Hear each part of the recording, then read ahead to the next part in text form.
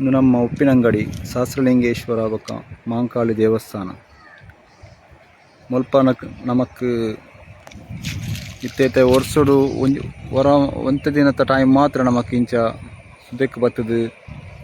ಮೀದು ಪೋಪುನ ಬೊಕ್ಕ ಮುಲ್ಪ ಶಿವಲಿಂಗನ ಒಂದು ದರ್ಶನ ಮಲ್ಪಂಚಿನ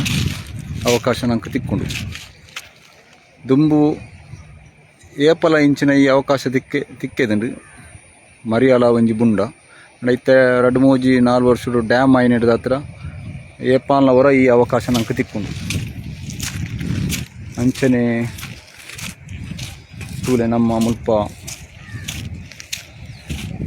ಶಿವಲಿಂಗ ಉಂಟು.